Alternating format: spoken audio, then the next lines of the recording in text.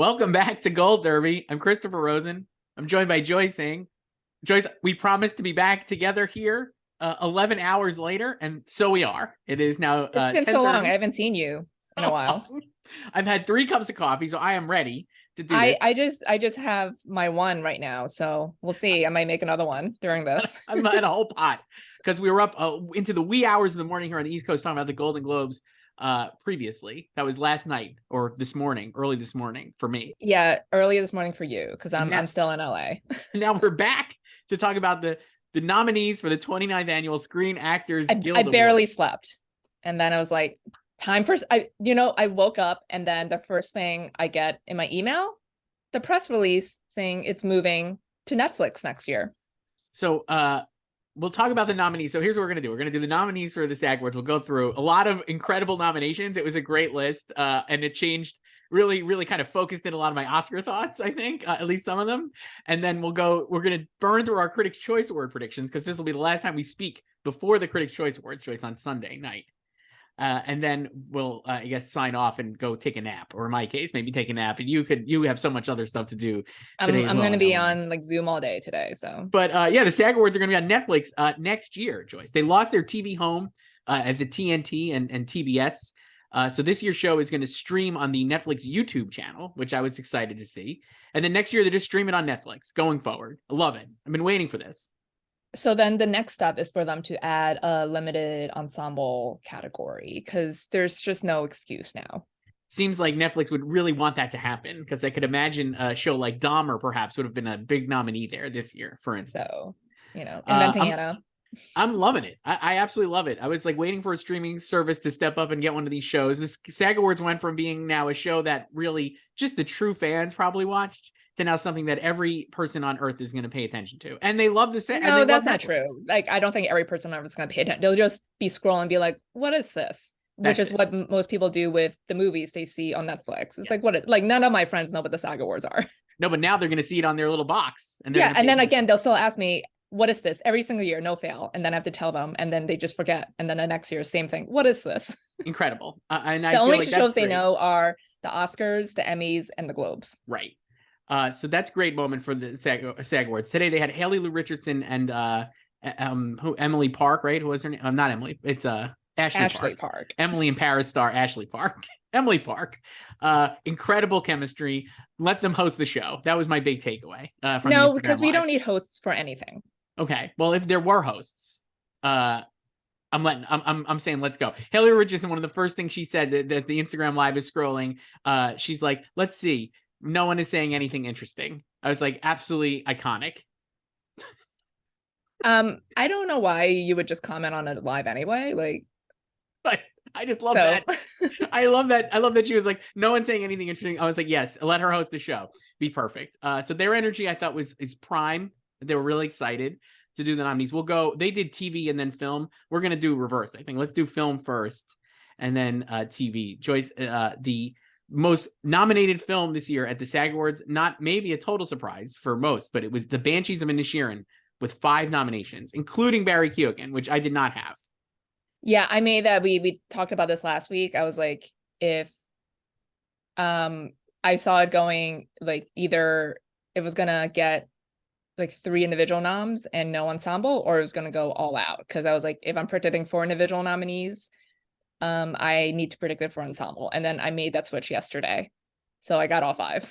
Oh wow! Congratulations! I put it in for ensemble, but I did not put Barry in. So I got it. No, I put them all in because I was like, I think they just really love it, and then I just need to put it in ensemble, even though the ensemble nominees are again just the 4 of them, so they're all double nominees. Right.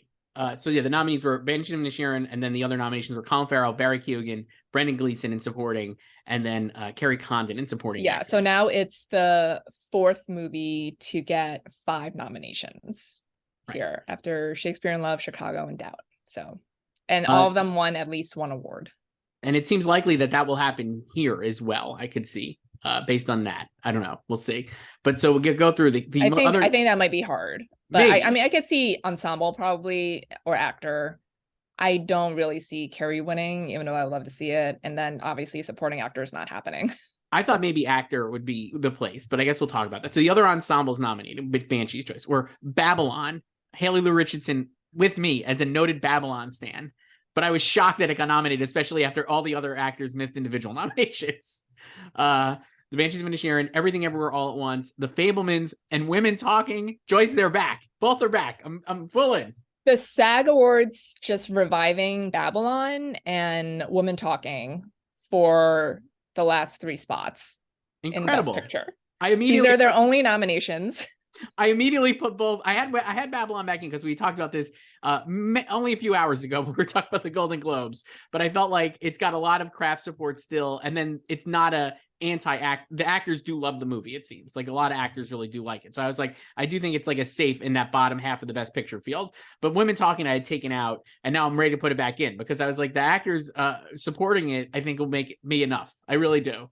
They clearly like the movie, or they like the ensemble of the movie, and that SAG, which seemingly has notoriously broad taste, let's say, mainstream taste, went for a movie that basically is just come out and has no real footprint for a member of AFTRA who's like working at a radio station to go watch it, unless they got a screener.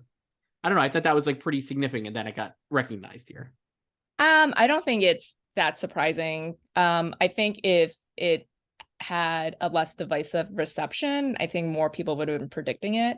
And I felt weird not having Babylon at all. And then I put Brad Pitt in for like 5 days, and then I took him out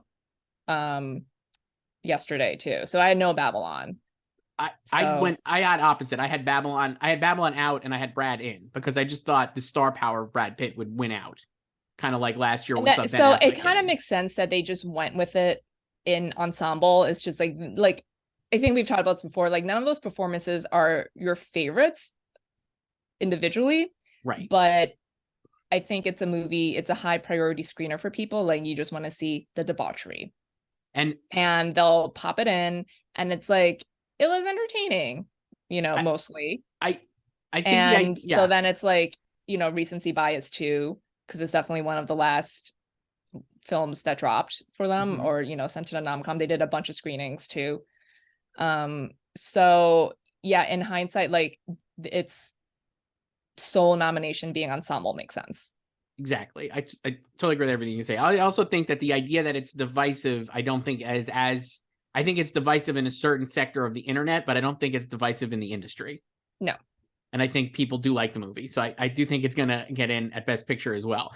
I went 2 for 5 here, Joyce, in the ensemble category. So I think I did too. Not the greatest showing. I had Everything Everywhere and Banshees. Those 2 both got nominated. My other 3 were Top Gun Maverick, which I was maybe over predicting here because I just thought everyone loves Top Gun Maverick. And the cast does indeed rule. And I just was like, they're going to put it in. But it got nothing. I think just stunt ensemble. It got the stunt lineup is really, really good. Yeah, no Everything Everywhere there, but it was Avatar, Top Gun, Black Panther, Woman King, and what was the 5th one? The Batman. Right. So I had Top Gun. I had Glass Onion, which I would say today was a real blow for Glass Onion as an Oscar contender. Real bad for them, especially how some other lower profile or more controversial Netflix films performed.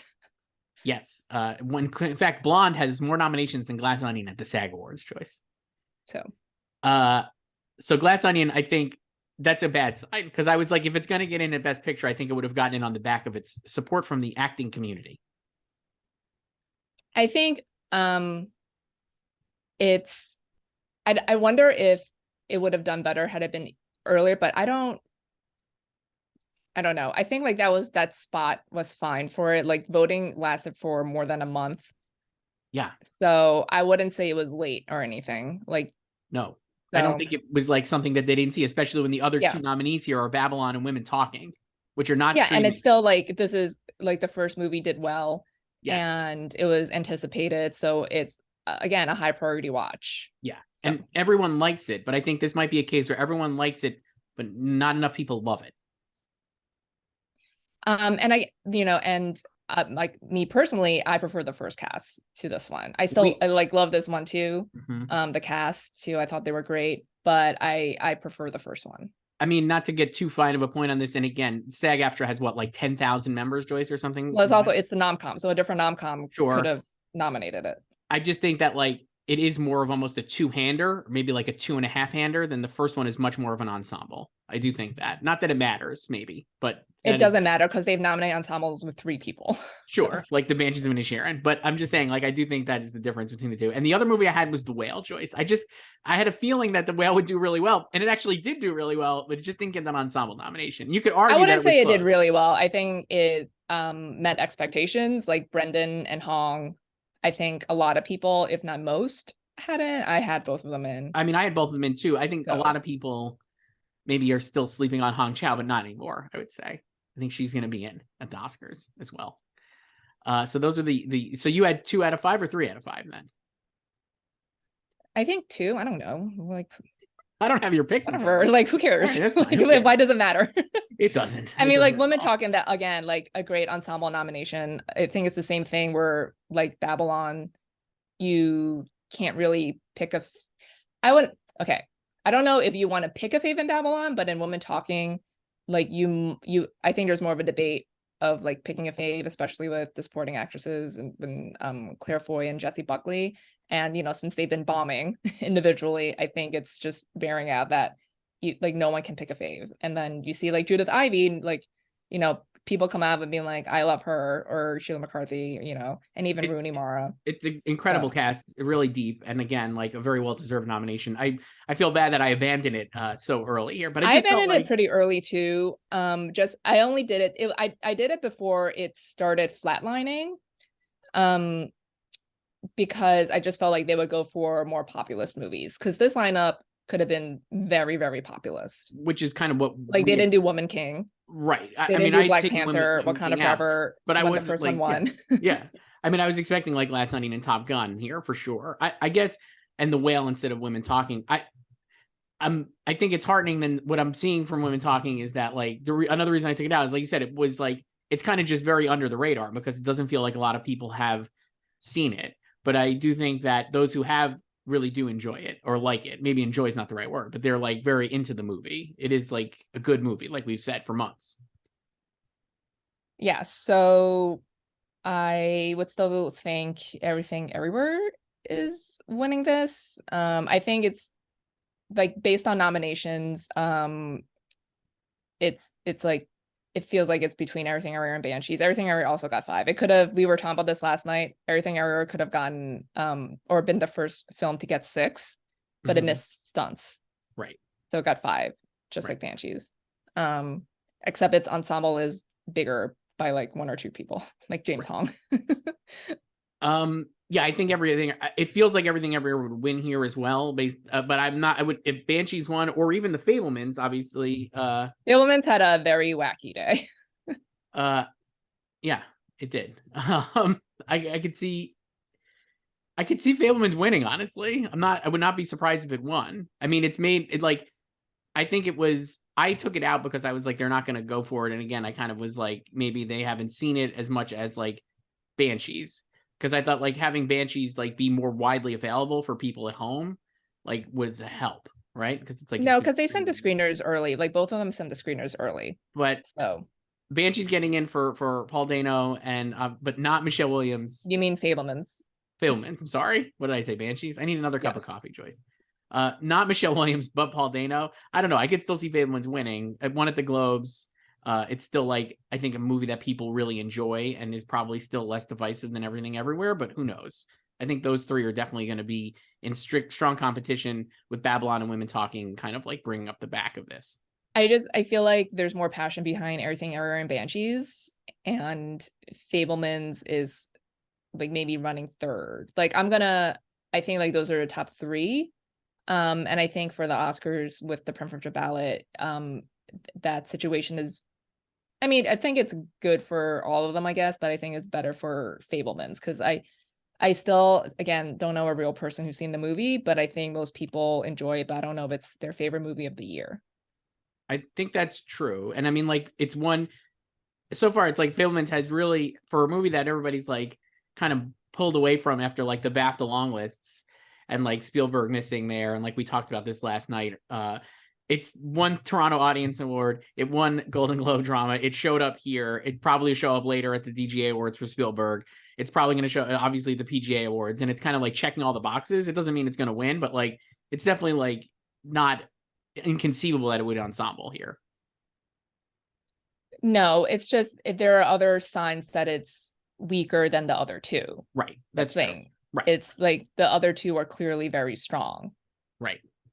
I guess I would say the only thing is of those three movies, I think you can make, and again, I don't think they vote like this, so I'm just saying this because I don't think it's real. You could argue it's like if it's the traditional ensemble, I would say like it is the best ensemble it's the best troupe of actors, or it is the most ensemble of these ensembles between Banshees and Everything Everywhere, which feel like more obviously standalone performances rather than like a cohesive ensemble. Yeah, I mean, they interact more. I mean, there's more people, obviously, than in Banshees. Right. But yeah, like, they don't care. Like, I think they mostly just vote for their favorite movie. Like, it doesn't. Yeah. And like, again, SAG-AFTRA, it's like 160,000 people. So it's, and like, a lot of like the after part, they're not actors. So they're not like actually, really, generalizing here, but like they're not like really considering the craft. Like I think they're mostly just picking what they enjoy the most. So I guess I would ask you this then, thinking about that and like the amount of people in this group, is something like Fabelman's, and then because it's like a movie that everyone seems to like and doesn't have strong feelings for either way, maybe, even though I think a lot of people do love it, like I do personally, do you think that puts it in something like Everything Everywhere and the Banshees, which might be more polarizing for this group? Does the Fabelman's kind of like step ahead by being liked? I don't think Banshees is polarizing. I think it could be. I definitely think like it could be. I think most people really do like it, but I could see. I think it's just it like the ending is more of a downer than these other two. Right. But like it's not like Babylon. So no, I don't think Babylon's gonna be. No, but like I think it's clear. Like it's not like I think your concern about it. I think it's proven that it's like it's not being held back by it. Like it's doing really well. It's been doing better than the Fabelmans. So I don't think like I'm not going to predict Banshees to win right now because I think Everything Everywhere is winning this. Right. So, but I think it's ahead of Fabelmans. Okay. I mean, I think I don't disagree necessarily, but I think it's pretty close. And I think you could make a case for Fabelmans too. For actor in a leading role, Joyce, here are the nominees: Austin Butler, Colin Farrell, Brendan Fraser, Bill Nye for Living. He made it in. Great sign. And then the greatest nomination of the day for me, Adam Sandler for Hustle. We did it. I didn't even predict him. As soon as, well, I can't believe, like, I still don't know why you dropped Bill Nye, but as soon as they snubbed Tom Cruise and then like Bill Nye was fourth, I was like, who is that at the end of the alphabet? And I was like, is it Adam Sandler? And it was. Because they obviously after Bill Nye is like they skip Paul Mescal, Mm-hmm. So this is another like Kristen Stewart situation, but like not. I went off Bill Nye because, like we said, I just didn't think they would watch it. But there's no other options here. Doesn't matter. Like he's in at the Oscars. I know, and I'm like, great that he's going to get in. I thought Daniel Craig would be the Netflix representative here for Glass Onion, so I was close at The Service, but just wrong comedy. Adam Sandler for Hustle, I love it. I literally went like this, yes, both arms raised, and was. This is like psyched. How weak this category is this year because he had a lot more backing, a lot more support, and precursor mentions for Uncut Gems, and he couldn't make it in. He got in for this. I mean, the Netflix movie that dropped in June. He's good in it, but it's like it's very clear that they saw an opening in the fall, and it's like let's start campaigning, which he did. And he campaigned specifically, seemingly, to SAG. Like so many SAG screenings. He was on tour and he would do Q&As. And he's irresistible in the room, I think. So this is just a great nomination. I love this performance. I think he's so good in the movie, actually. I think Uncut Gems is obviously a better performance, but like he's so natural in Hustle. It's like a really, really good performance. He's actually good in it. And the movie is great. And obviously being on Netflix probably really helped. Remember when Jennifer Aniston won for the morning show last time, and then in her speech she gave a shout out to him. So maybe that spurred people on. It's like next time he's in the running. And it does feel like I mean, it is definitely a more traditional movie than Uncut Gems. Yes. So not surprising them with these. Are you going to take Tom Cruise out of your Oscar picks then? This is what we were talking about last week. I think it's a lot more up in the air. Like it's still, I think if he had gotten in, I would have just kept him for the Oscars. But now, like, in addition to the fact that that's not a number one getter, like he can totally miss. And it's seemingly like, or at least the actors in the nom-com are not here for the actors in Top Gun Maverick. Right. Yeah. But then I'm like, who do I put in? I put in Paul I took him out and put in Paul Mescal. I've been like I said, I've been like, there's no real reason for him to get an acting nomination for Top Gun to me. I truly love the movie. It is like my favorite movie, like we said, of the year. And like, he's an incredible movie star. There's the only reason he's even considered is because so many of the other acting contenders here just dropped off, right? Like no one was predicting him even in August or September, really. No, but we were talking about this as a possibility in September. Because it was already flopping. Clear because a lot of people were flopping.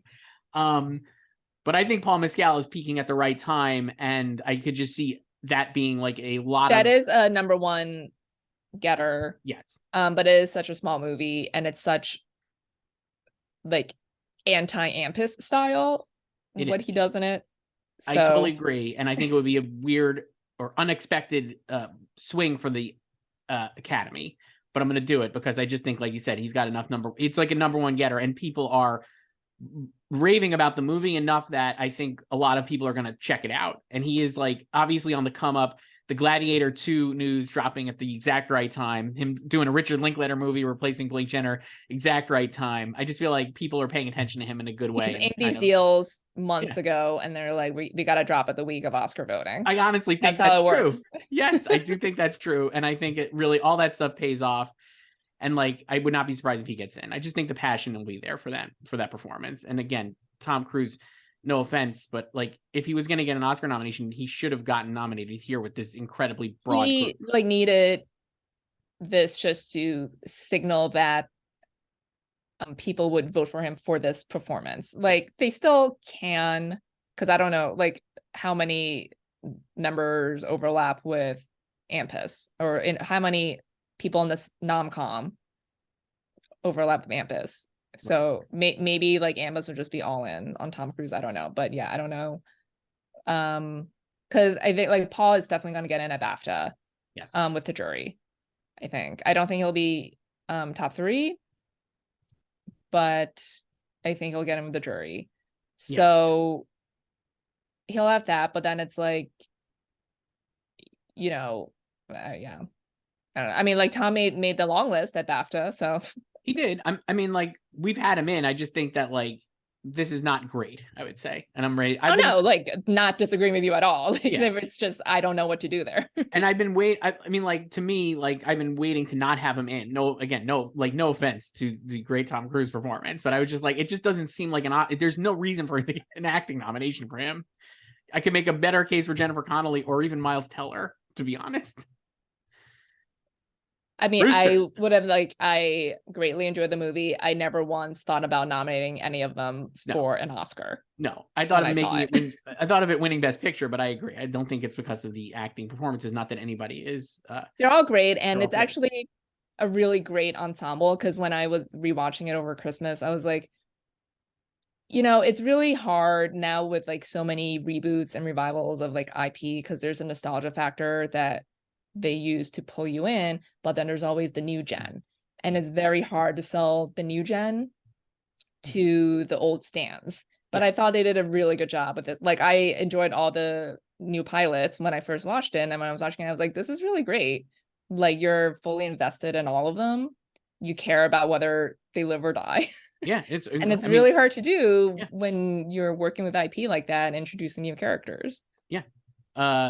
I totally agree. And like, I think that is why if there was a casting Oscar or whatever, I think it would be a movie that would be hopefully represented. For actress choice, So here was a curveball that I was super psyched by, and then I was like, "Wow, I can't believe I almost went 5 for 5," but I had dropped Danielle Deadweiler. I think almost everyone went 4 for 5. But I had put in Ana de Armas before. But you dropped Danielle. But I dropped Danielle. So the nominees were Kate Blanchett for Tar, Viola Davis for Woman King, Ana de Armas for Blonde, Danielle Deadweiler for Till, and Michelle Yeoh for Everything Everywhere All at Once, and no Michelle Williams for The Fabelmans, which seemed like a slam dunk nomination. She was always third behind Kate and Michelle Yeoh. Right. So, but as soon as Danielle's name was read, it was the reverse of the Globes. As soon as her name, I was like, oh, Michelle Williams got snubbed, because there's no way they're snubbing Michelle Yeoh, you know? Yeah. But yeah, it's just crazy because Paul Dano got truly nuts. And we'll talk about that, but I'm like, I've been just not expecting people to respond to that performance because it's so subtle and awesome. And I guess I've been like anti-dicting it because I do love him so much in the movie. But I think he's just built up, like, people love him and know him, and he's never gotten a lot of awards love before. So right. And he had the Batman this year, so everybody saw him in that too. I think that helps. But Ana de Armas, I do think, is, like we talked about last night, I'm actually like thinking she could be a legitimate Oscar nominee this year. You know, Colin is running her campaign. Colin Farrell was left in hysterics of tears by her performance in the first 5 minutes too. And I was saying, like, we were saying this last night with like Austin Butler as Elvis as like a potential winner, right, at the Oscars, and like he's playing Elvis Presley, and it's like, no kidding, like that would win, right? But Ana de Armas playing Marilyn Monroe, it's such a like, it would not be shocking if she got nominated for that. No matter what you think of the movie, it's like, of course, why wouldn't she get nominated for playing such a prominent figure? And people are watching the movie, even if they don't like it. And I think the fact that they don't like the movie, but like her performance, is actually like helping her, because they're like, man, she went through so much for this movie that I didn't really like.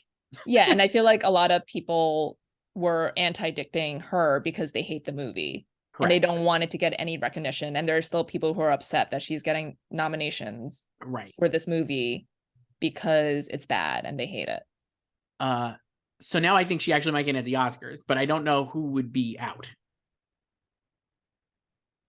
I would probably, in that case, I would say Viola. So I think that's what I would say too. Danielle Deadweiler getting in here is great. There, I think she needed this. I didn't drop her because I was like, if you watch that movie, you will vote for it. It's such a SAG-friendly, basic performance. Like, they're just very into that type of stuff. Yes. We said this. I dropped her because I was just like, I don't think I just was like, I didn't trust that they were watching these smaller movies that kind of have died off. So like Living, which obviously hasn't even really started yet, even though it's been kind of out since Sundance or whatever. No, but they have the screeners. Like, it's not about the release date. No, I know. I'm just saying, like, I think because they're not really being talked about in the general, I'm like, are people actually watching this? But it's heartening to see that they were in the case of Till and obviously Living. So I think that Danielle Deadweiler getting in here is huge. And I think she'll get in at the Oscars. And I do think Ana de Armas can get in too. And we all said Viola Davis, like you said, is like queen of SAG. So not surprising that she got in here.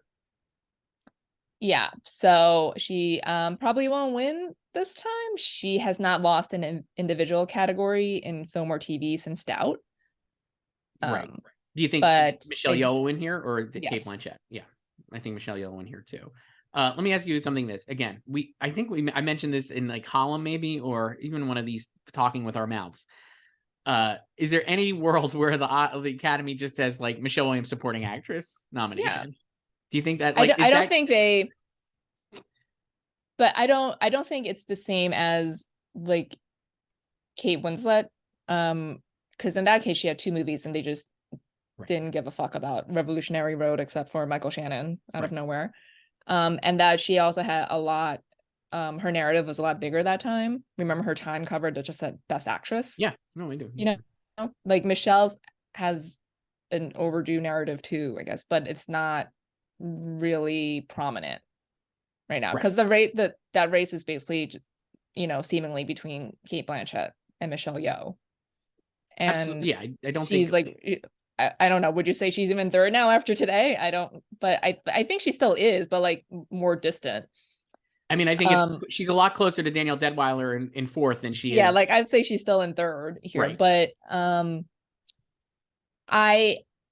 don't know. It seemed like when Kate's switch happened with the Oscars, it seemed like they were, it was like they were ready to give it to her, or like they feel passionately about it. And I don't know, again, with like Fablemans, I don't know if there's that kind of passion behind the film and like any of these performances too. I think you like them a lot, but I don't know if they're your favorite.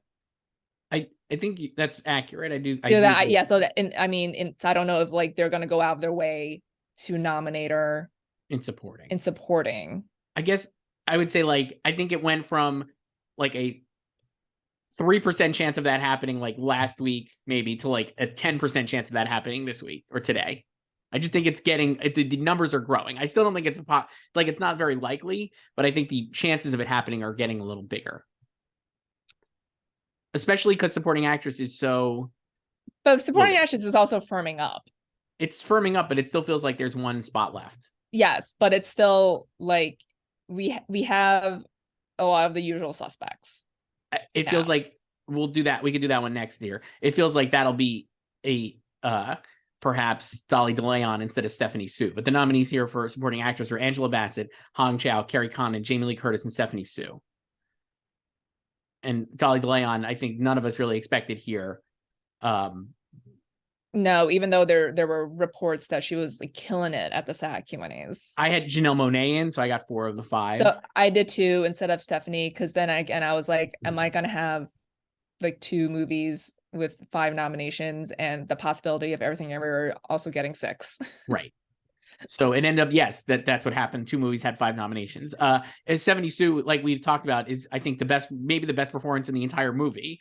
And it's so great that she got nominated. And I think she's definitely the film Twitter fave of this group, right? Like, yeah, I always thought that SAG could save her. Like film Twitter was losing their shit over her snubs last month. I'm like, she can still get an SAG because it's such, this is like up their alley. And I mean, she's got an absolutely killer performance. She's so it's really great. And she's definitely like the emotional. I think she's like the emotional center. I think like in that same vein, I think that the reason she has missed at some other places is I think that performance is really just like the internet and like Twitter, like it appeals to a very specific group. And I think with certain other demographics, it does not have the same appeal. So I think that's why she's been missing at other places and Jamie has been getting in. Right. So I still think like Dolly DeLeon could get in here, but I also think if they went Michelle Williams here, I would not be, I mean, in the end, I would not be surprised. I don't know. I think that Angela Bassett, Carrie Condon, Hong Chow, and Jamie Lee Curtis seem like pretty set, though maybe Jamie Lee Curtis drops off 2 in the end because like you have said, not a lot of number 1s there. Likely Stephanie Sue would have more 1 support maybe than Jamie Lee Curtis. I mean, based on film Twitter, yes, they would absolutely, if they were Oscar voters, they would put Stephanie at 1. Right. But I can see if you just like love the movie, you're just nominating both of them. Yeah, maybe. And maybe this is the same 5 for the Oscars, but I do think Dolly DeLeon probably gets in. I still have Dolly in there because I think she is also a 1 getter if you're into that movie, and yes. I could see her having like the Euro support. Same. And then maybe it's these 4 and her. I don't know.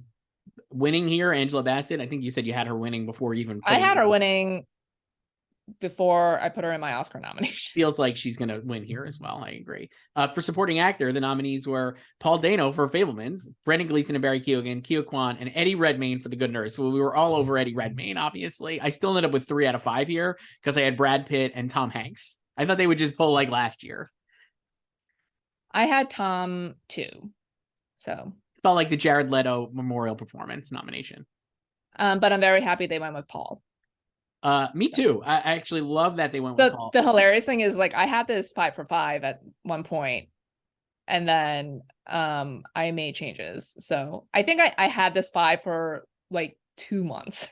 Yes. And then last week when I made changes. Yep. No longer 5 for 5. Like you said, Paul getting nominated, I think, is like a great sign for him at the Oscars. And I think it shows that people are paying attention to the performance, and he had a big year and people do like him.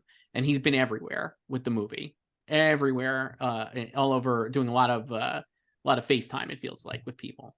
Yeah, he's done a lot of like dinners and events where the film was being feted and he was not individually being recognized. Yes. Too, you know. And I mean, like, I do think it helps that like he was awesome in the Batman and everyone saw that movie. Like, it was like one of the biggest hits of the year, so that helps. Yeah, I mean, he's also someone I think who's like people have been waiting, like similar to Brian Tyree Henry, like RIP that campaign. But yeah, it's like someone like people are waiting to nominate for something. I would say like this is bad news for Brian Tyree Henry. Probably, I think it's maybe bad-ish news for Judd Hirsch, but I don't necessarily think I still think he can get in, honestly, at the Oscars. And I don't even know who else. I mean, Brad Pitt could still get in, I guess, but like I think he would have gotten in here maybe if he was gonna. I think I put Brad back in at the Oscars. I can still see him getting in. You know, he is hanging on via the ensemble nomination. Yes. So, yeah, I don't know. I don't really see it being double Banshees, double Fable wins, and Key. I do have Brad in still. I guess you're right. I mean, like, he could still easily get in because you'd have to have Judd Hirsch and Paul Dano. Or are you just gonna do Eddie? Like I mean, I've always felt like he would, you know, be Jared and come up short of the Oscar nomination after Globe and SAG. But what if it's just him? It could be. I would not be surprised. He's obviously beloved and he's like an incredible campaigner, as we've seen. And the performance is good and it's on Netflix, so people watched it. And I don't think he'll be a lone nominee, but he's not winning. And there's actually been more lone nominees in supporting actor than in supporting actress the past decade. Yeah, I don't think it's without question that he gets in. Like, easily could. I mean, we're overthinking and like he just gets in, but I don't think it's going to go 5 for 5 SAG here, so I don't think he'll get in the end. Last year they went 2 for 5, which was so funny. Right. This year feels a little more. I think based on who they nominated, it's a lot more likely that they'll be like 4 for 5 than 2 for 5. Yeah. So like I was ready for actress to go 5 for 5, and maybe it will. I think it actually could. Honestly, I would not. But I think it'll probably be 4 for 5. I don't know. Yeah. Like, I think I would just drop Viola. Sorry to her. So right now, looking at it, actors seem like 4 for 5. I just don't think Adam Sandler's going to get in. Though, no. Man, if he got in, I would absolutely lose my mind. I would be running around my house, Joyce, in exaltation for Adam Sandler Oscar nominee. For actress, I think it'll be 4 for 5, and I think Viola Davis instead of Michelle Williams. For supporting actor, I think it's 4 for 5, and then for supporting actress, I think you could go honestly 5 for 5, but maybe it'll probably go 4 for 5 as well. Yeah. So. And we mentioned stunt ensemble, so now let's go to TV, Joyce.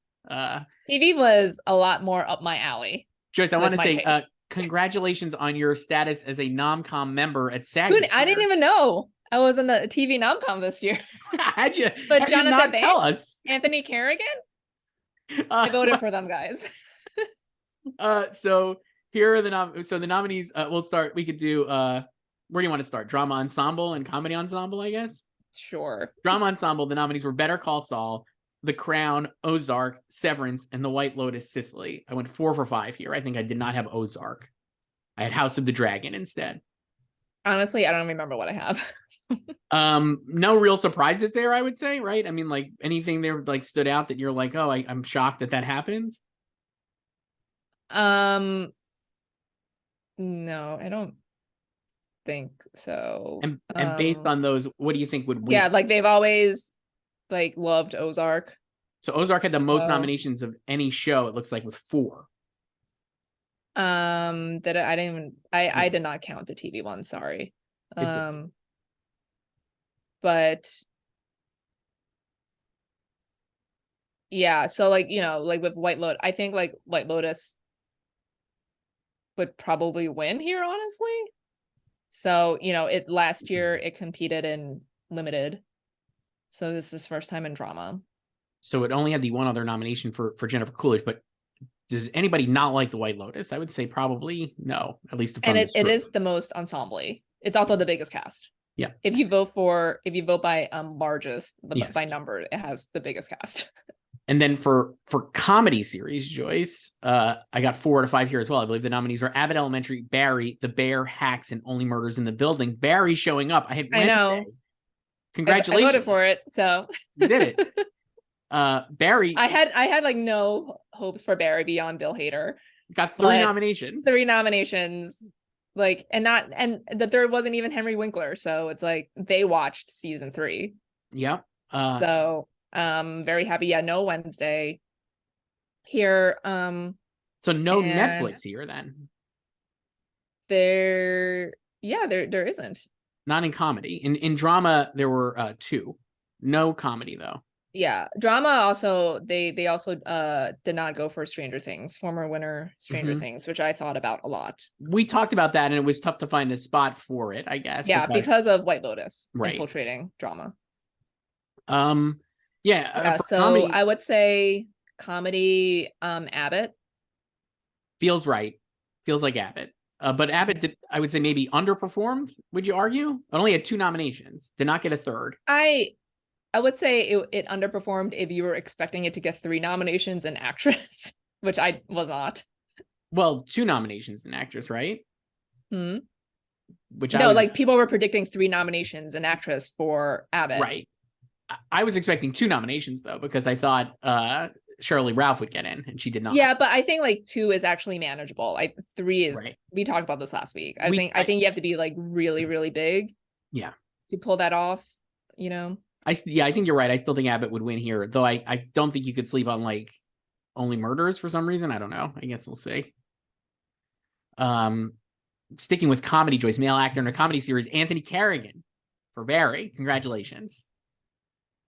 It's just like really taste, because I love Henry Winkler, but if you made me choose between the 2 of them for season 3, I would go for Anthony, even though Henry was really great in the finale. Right. But I'm glad he's getting more individual recognition. Right. So the other nominees were Bill Hader, Steve Martin for Martin Short, both for Only Murders, and then Jeremy Allen White for The Bear. I had 4 to 5 here. I had Tyler James Williams. I thought Golden Globe winner maybe would get in here, but he did not. I had him too, I think. Winning this, it seems like everyone's expecting Jeremy Allen White to win, especially since he's the only person here not nominated from Barry or Only Murders. I mean, yeah, I think he's the easiest option. It's kind of what happened. Who was it? Was it Bryan Cranston? And also Nisha Liu, when it was just like a double vote split. Right. For actress in a comedy series, Christina Applegate for Dead to Me. Rachel Brosnahan making a comeback here for... Remember when you were like, I'm just ignoring Maisel? And I almost was right, because it only got the 1 nomination, but I did not have her in. I had Quinta Brunson, Jenna Ortega, and Jean Smart. So I had 4 to the 5, and then I had Shirley Ralph in for Abbott Elementary as well. Yeah. Jean Smart, she has 3 nominations this year with this, Hacks, and Babylon. Pretty great. Good for Jean. And last year, did she have 4 last year? Or...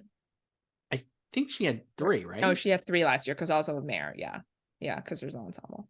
Nothing surprising here. Do you think Jean will win again, or do you think they'll go Quinta Brunson like all these other shows are seemingly going at this point, or at least the Globes did?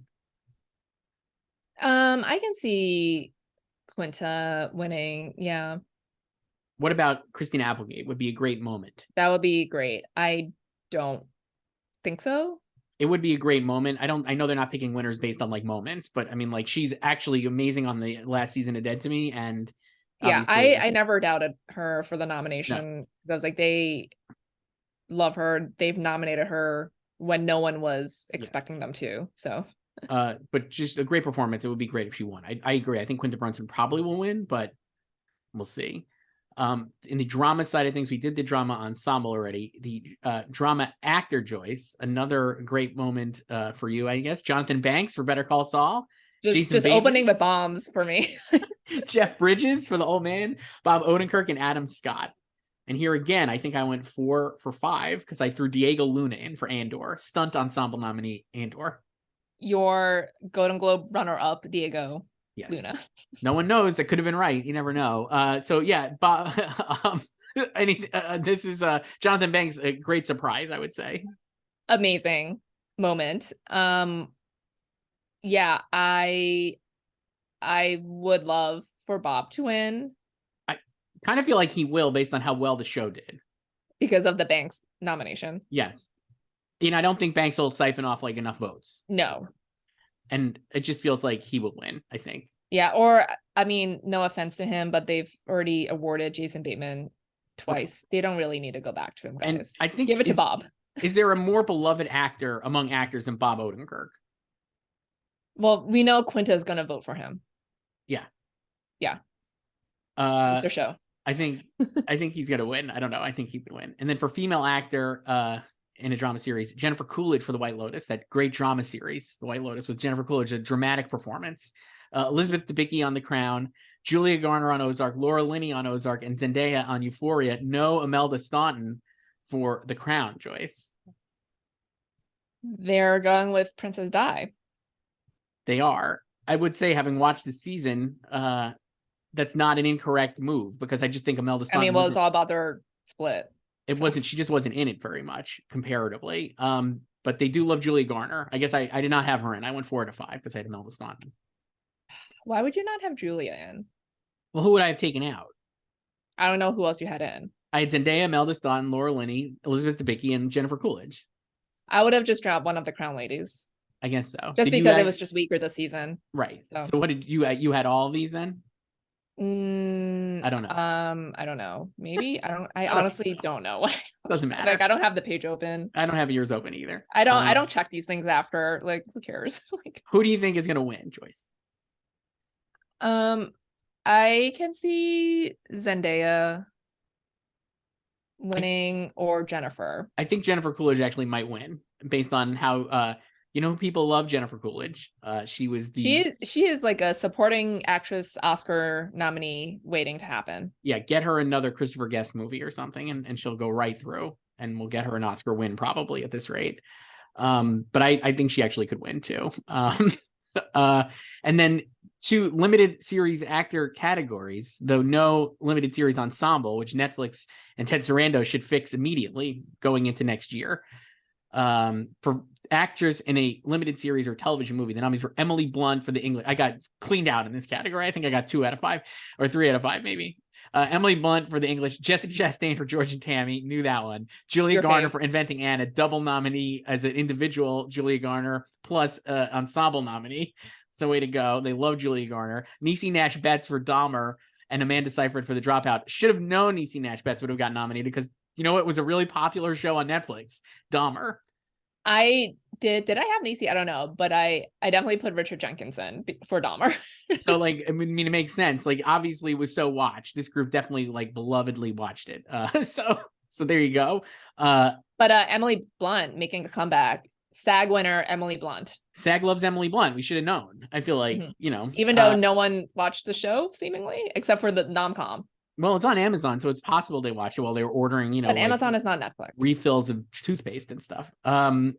Amanda Seyfried, I'm not going to make this mistake for a 4th time in a row. You've done it twice. I'm going to put her in and watch her lose, but I'm going to make her number 1. I'm not changing it the whole time. I'm just going to have her winning, and that's it. Will she attend the ceremony, or will she still be working on her musical? It depends. You can't put a time on the creative process, Joyce, so I don't know. It's true.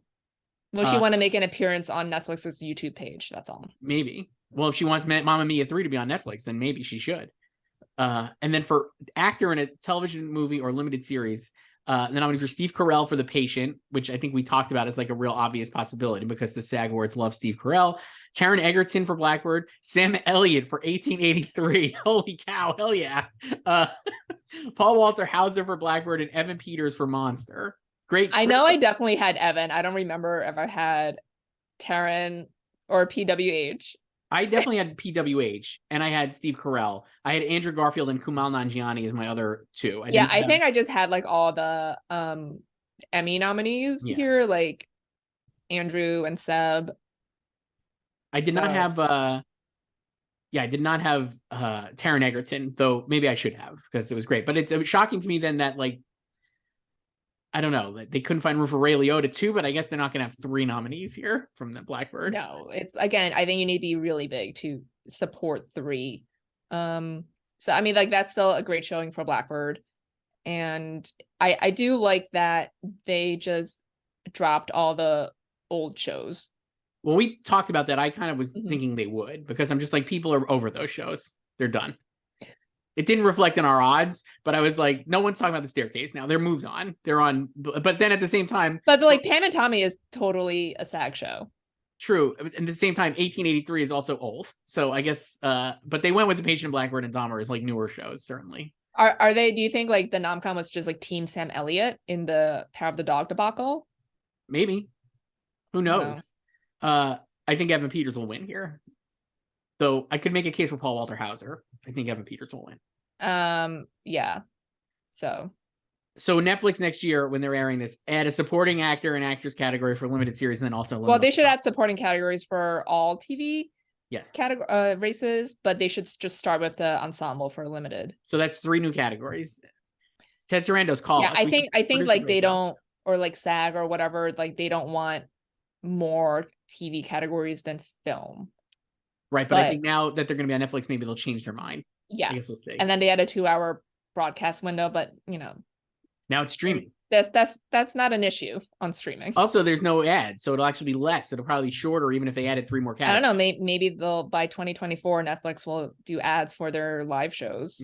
Maybe we'll see. I guess that's a great thing. Interestingly, Joyce, the nominations by network, Netflix had the most with 12, and then Shocking. HBO Max with 9, Apple TV Plus with 4. So there you go. And for studios, A24 with 7, obviously because of Everything Everywhere in the Whale. Searchlight had 5, and Netflix had 3.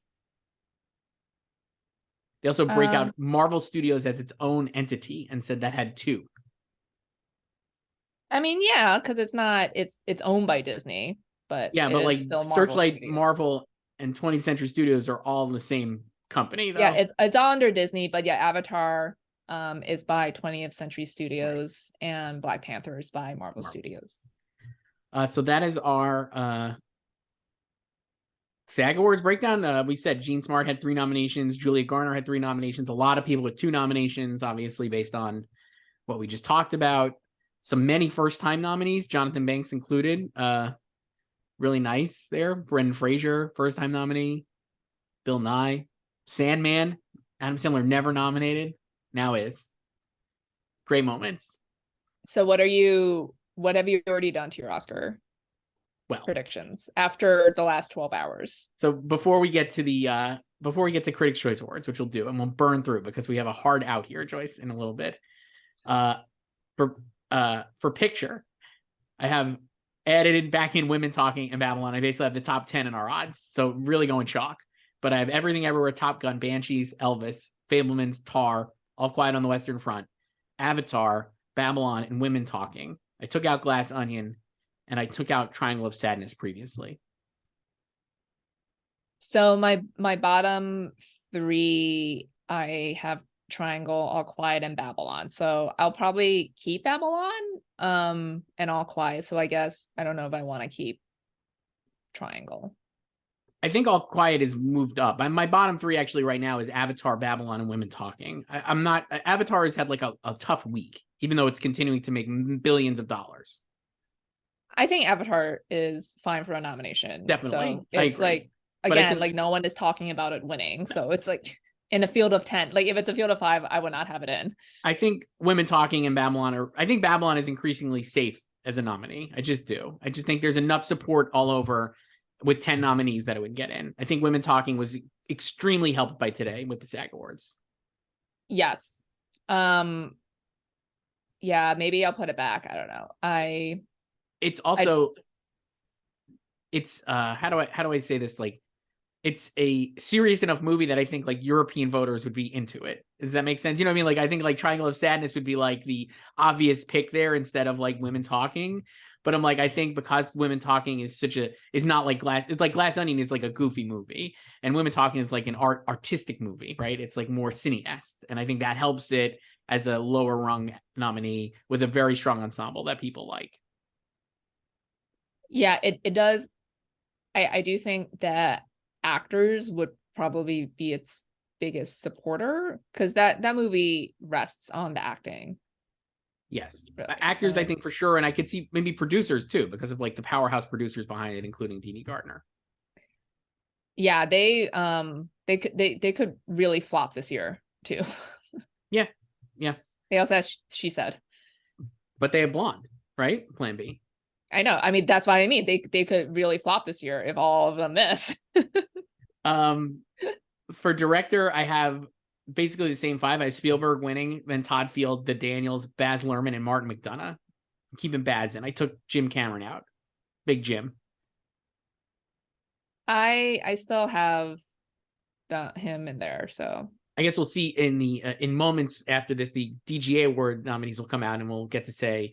I mean, if you're really reactionary, you're going to be like this.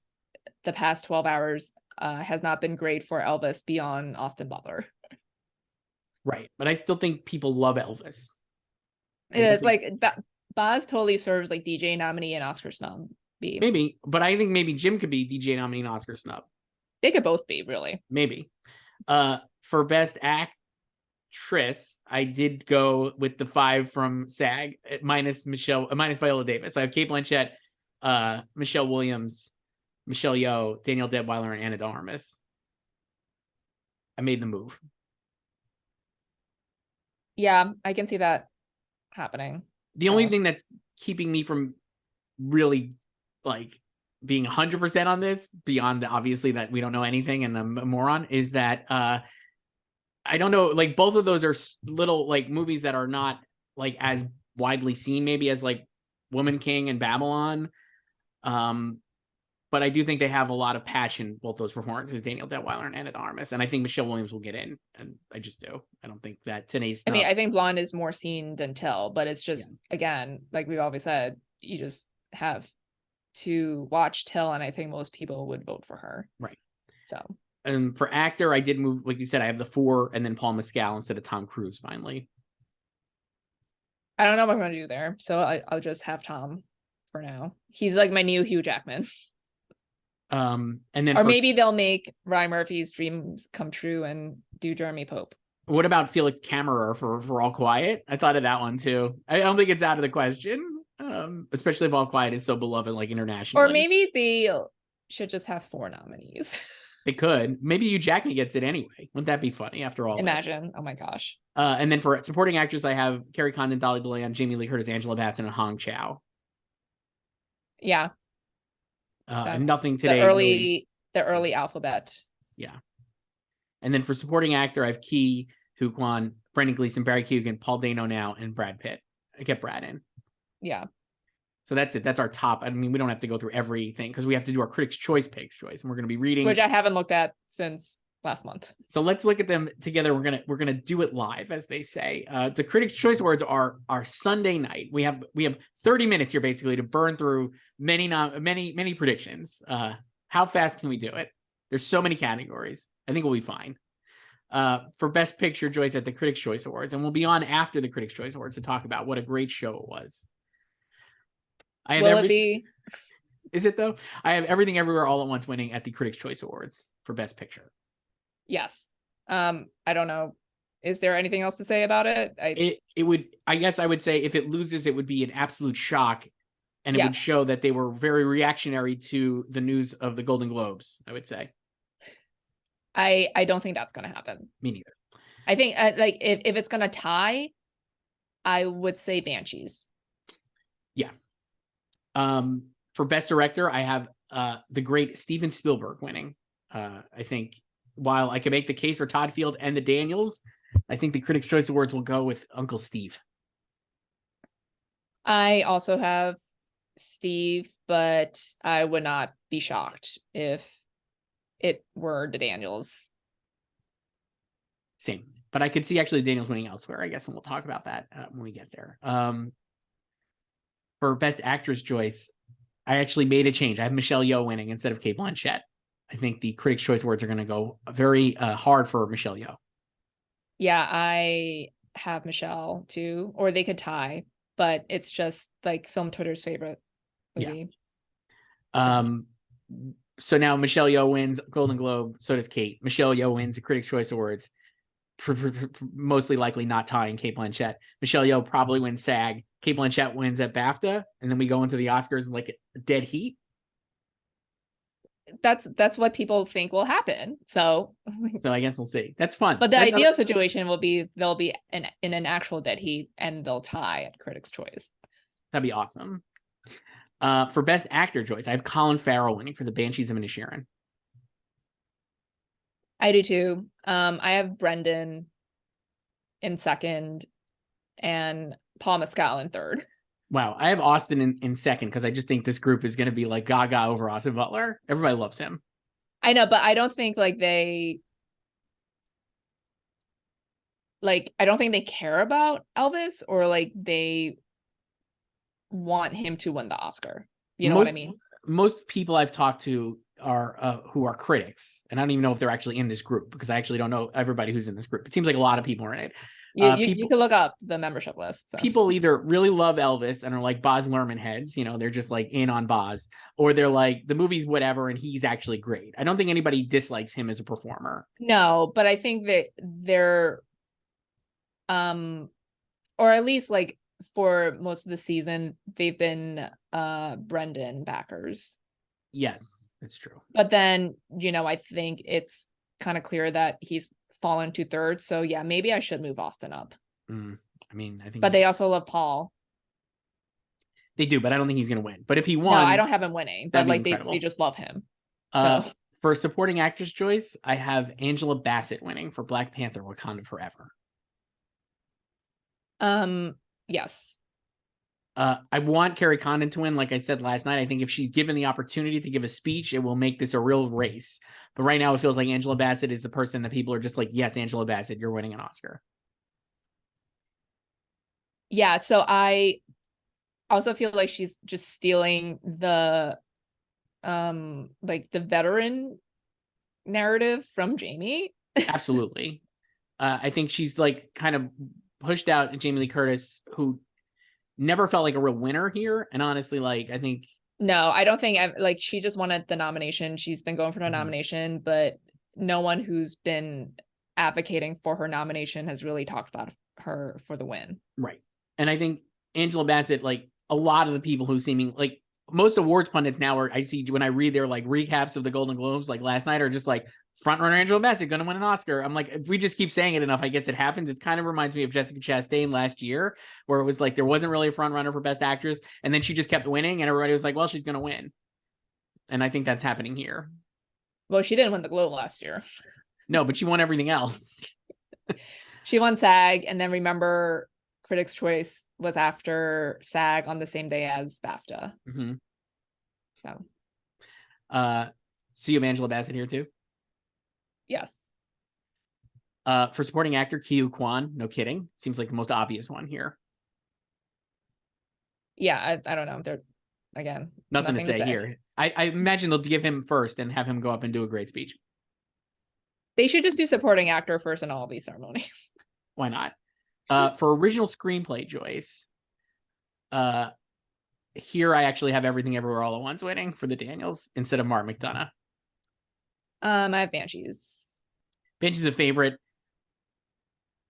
I could see that obviously, but I think I think they might be more inclined to do Everything Everywhere. I guess we'll see. For adapted screenplay, I have Women Talking. Yes. Sarah Polley over Rian Johnson for Glass Onion. I think if Glass Onion had gotten a SAG Award ensemble nomination today, Rian Johnson maybe would have won this. Won Critics' Choice? Yes, because I think they're paying attention to how these movies are doing in the season. And when it loses a leg to stand on, it's like, oh, well, now we could definitely go to Sarah Polley. No, but I think they've actually, in the screenplay awards, like they've actually have made their own decisions more often in the last couple years. True. Like, so and I think they'll want to support Women Talking and Sarah. I definitely did. I'm also going back to Banshees for screenplay. Just going chalk. What happened? I don't know. I'm just like, why? Because I was cooking ahead here, and I'm like, for film ensemble, I have Everything Everywhere winning. Yes. So how many is Everything Everywhere going to win? Really? Because I think going to win all of them. Win all of them, but not except supporting actress. Right. And screenplay. For best young actor or actress choice, a fun category that the Critics' Choice Award to, I actually have Frankie Corio for After Sun. Yes, they love After Sun. The favorite here, according to our odds, is Gabriel LaBelle for The Fabelmans, which would be I mean, wonderful. I would vote for him if I were a Critics' Choice voter. I got to say though, Frank Corio is amazing in After Sun. She She's is. really good. He is really good. Very natural and like almost like not a performance, but it's like a great performance. You know what I mean? Like it's like so real. Mm-hmm. But I have her winning instead of Gabriel LaBelle. For comedy film, Joyce, the great comedy Everything Everywhere All at Once will win here. My prediction. Yes. This one, I guarantee you they won't. This will be like a in the commercial break, like, hey, guess what one? Oh my God, they're going to do so many in the commercial breaks. Well, basically all the crafts. Right. I have Glass Onion in second and Banshees in third. I have Banshees in second. For best animated feature, I have Pinocchio winning. Guillermo del Toro's Pinocchio. Yes. Not to be confused with Robert Zemeckis' Pinocchio. No one's talking about that one, so it's not a problem. Okay. I think Pinocchio will win. Marcel Shell has gotten a lot of critical support, but it doesn't seem like it has the broad support that would win here. No, and Pinocchio is going to win the Oscar too. Correct. So. For best foreign film that they have, I have RRR winning, though I really think they might go All Quiet on the Western Front or tie, because I think they want to make sure they get All Quiet on the Western Front an award as it goes towards its Oscar. And also nomination. Because RRR can't win the Oscar. Correct. So I think though RRR, I think they like their favorite is RRR. Yes. So that's why I went RRR, but I do think it'll be a tie maybe. Just what if it's Argentina 1985? No, I don't think so. I don't think so.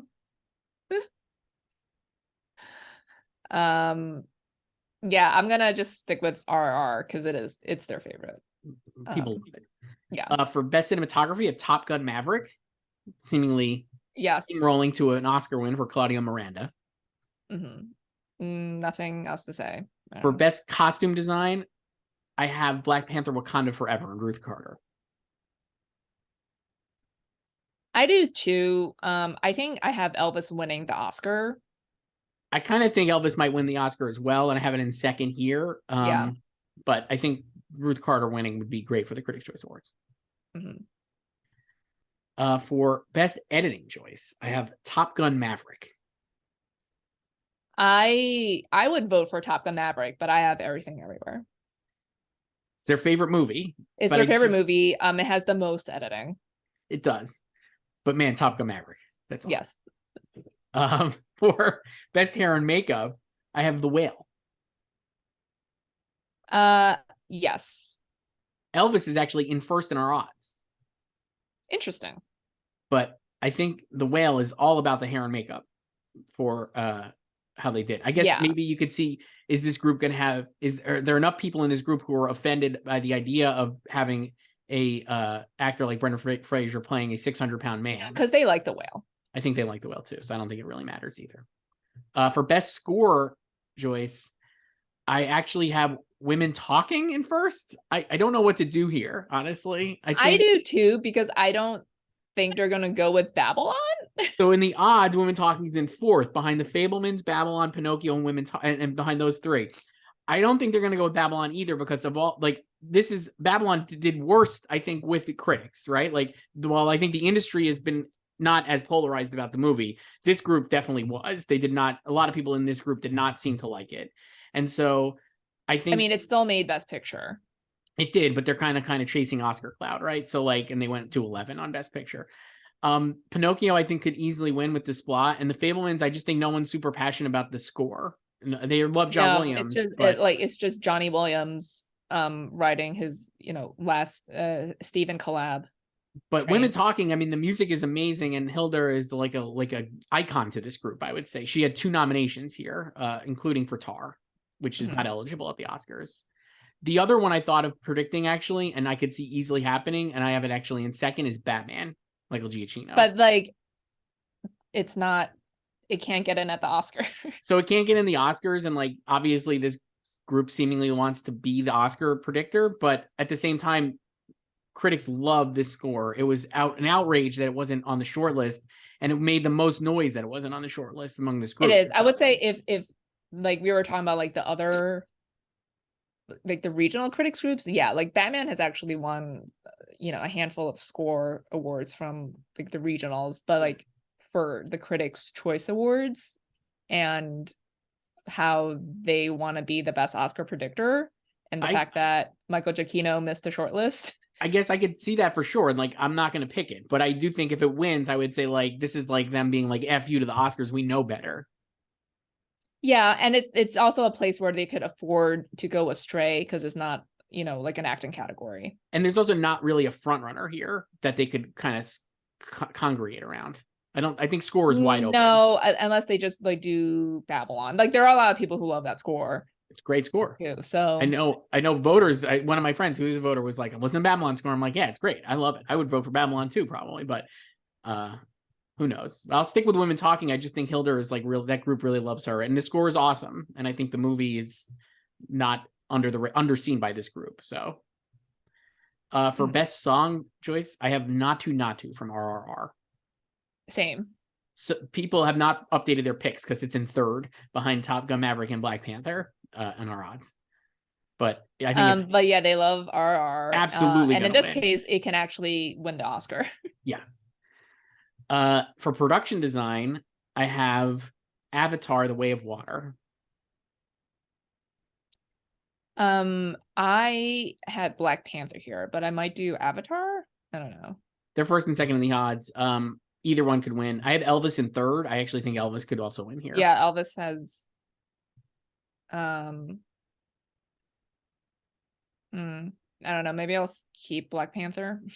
And then for best visual effects, the final movie category, as we burn through these, and then we'll do TV, I guess, because they do TV also. I have Avatar: The Way of Water. Yes. So we're pretty lockstep on most of these. So we're gonna either get. I think you were. We're gonna get the same score basically. I mean, we have like one different. I think than maybe the score or whatever. And then for TV awards, Joyce, as we continue to burn through, here are my picks for comedy series. I have Abbott Elementary. Yeah. Not much to say. People, I don't know what, like it's gonna just dominate the Winter Awards. It seems that way. I just close my tab. Okay. For comedy actress, I have Quinta Brunson for Abbott Elementary. I'm assuming I have her too. Well, Jean Smart seemingly was like an early pick there, obviously, but I don't think she'll win this time. No, it doesn't seem like there's a lot of enthusiasm for the show at this moment. Not like I think they still love the show, but like, you know, Abbott is the new hot thing. Yeah, that's what I mean. Like people love the show, but there's not enthusiasm for it to win. There's enthusiasm for Abbott to win. And for Quinta. Yeah. For best actor in a comedy series, I have Jeremy Allen White for The Bear. Yes. For comedy supporting actress, I have Cheryl Lee Ralph for Abbott Elementary. Same. I could make the case for Io Berry for The Bear, but I don't think she'll win. No, I think they might also want their own like Emmys moment. Yes. So for comedy supporting actor, I have Leslie Jordan for Call Me Kat. I have TJ Dubs. I have TJ Dubs in second. Seems like likely he would win, but I think they might just go for like the moment. Like the sentimental. Maybe. We'll see. People do love Leslie Jordan. For best drama series, I have Better Call Saul, actually. Wow, are you me? I guess so. I think what happened? Well, I have House of Dragon in second and Severance in third. I just think that Severance is not as beloved overall as like it has as people maybe assume. I actually think Severance has a better of all the awards shows we've seen so far, I think has a better chance of winning here than it did at the Emmys, excuse me, or the Globes. But I have to go down the ship. BCS all the way. I don't care. It feels like they should just do it. I don't know. They need to do it. They need to do it. The last chance. Like, come on. Yeah. For best actress, I have Zendaya for Euphoria. Yes. Could make the case for Christine Baranski in The Good Fight. I have her in second, and like this is the only group, like, you know, bless them. We, you know, dunk on them a lot, but they're the only ones who give some shine to The Good Fight, and it's also over. And people love her in this group, Yes. I feel like. But I just think there's not enough support compared to Zendaya for her to pull off an upset. No, and then these other nominees just like Happy to wow. be there. Yeah. No offense to Laura Linney, who was great on Ozark. For best drama actor, I have Bob Odenkirk for Better Call Saul. Obviously, I do as well. Would be hard to imagine him not winning here, honestly, just for the moment. And again, I think they want to like jump on the Emmys a little and get the jump on. I mean, I don't think he's going to win the Emmy in Well, he could. September. I think he can still get in at the Emmys, but you know, and they've given, like, he's won here before twice, so why not a third time? Yeah. For drama, is it drama? Let me see. I lost my page. Drama supporting actress choice. I have Jennifer Coolidge for The White Lotus. Yes, even though I do want Ray Seymour still number one on our odds, but again, I don't know if people really updated, and I have a hard time believing any member of the Critics' Choice Awards does not want Jennifer Coolidge to be up on their stage giving a speech. Ray would have a better chance of winning the TCA award than the Critics' Choice Award. That's true, I'd say. So, this next one I think is just, I don't know. Drama supporting actor. We'll just read off the nominees here. Matt Smith for House of the Dragon, Giancarlo Esposito for Better Call Saul, John Lithgow for The Old Man, Ismael Cruz Cordova for Lord of the Rings, Michael Emerson for Evil, and Andre Braugher for The Good Fight. I have Giancarlo Esposito winning for Better Call Saul. I think I just put Matt Smith in here because I didn't want to think about this category. So he's number one in the odds. And again, I don't know how much people updated. Based on how much they like Better Call Saul, at least my predictions here, I'm like going to go Giancarlo Esposito. I just think people like him. I don't know. This one is weird. This whole category is very strange. It's very odd. I have my guy John Lithgow in second. Yeah. I mean, you could tell me if literally any one of these people won, I would not be surprised. I don't like actually want Matt Smith in first. I just don't know who to put in first. Well, I don't know. Should I just go to Giancarlo? But then I feel bad not having Ray, but I don't think it's going to sweep. No. So I don't know. For TV movie, Joyce, I have probably wrong. I had Prey, the Predator origin movie. It was on Hulu. The number one in our odds is Weird. I have Weird. So Weird was very popular among this group. Would not be surprised if it won, but I don't know. I think Prey is awesome, so I just put it there. Sure. This is going to be a category they present in between commercials. In the breaks. It's going to be quick card. For limited series, I have The Dropout. Same. Not The Offer? I mean, I can't pick The Offer, but it rules. Great show. One of the only shows I know real people who watch and loved. For movie mini series actress, I have Amanda Seyfried for The Dropout. Not going against You're just gonna you've swerved, yes, and jumped off of Jess, yes, to Amanda finally. Yeah, you can't even do Jess here, so no. How about you? You have Amanda, I'm imagining. Yes. Like, why think about it? For movie mini actor, I have Daniel Radcliffe for Weird. I have Ben Whishaw. Could be in there. I have Ben Whishaw in second and Sebastian Stan in third. I have Seb in second and Andrew in third. I don't think either of them are gonna win anything for these performances. Right. And they obviously just missed SAG. Right. Today. So, but like Ben feels like a cool pick. I think Daniel Radcliffe feels like a cool pick. He does. I'm just favoring a series over a movie. Sure.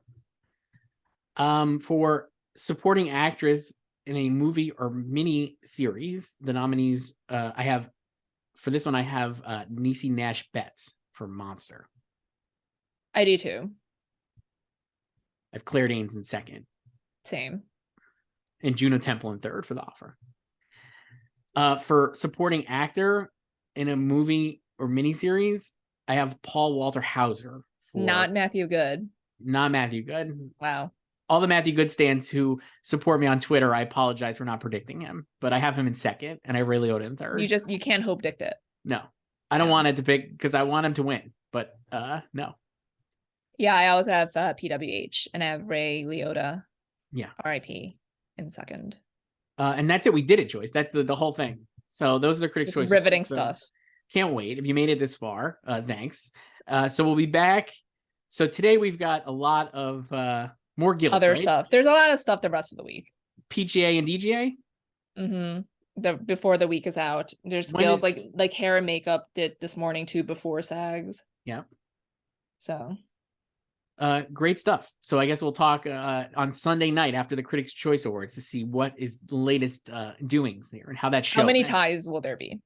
So I was going to ask you this last night and I stopped myself because I was going to save it for today. I think there will be at least 2 ties. I think we could see a tie in foreign language film for sure. And I think you could see a tie in score because I don't think they know what to do. And I think the Batman could be one of the 2 that wins.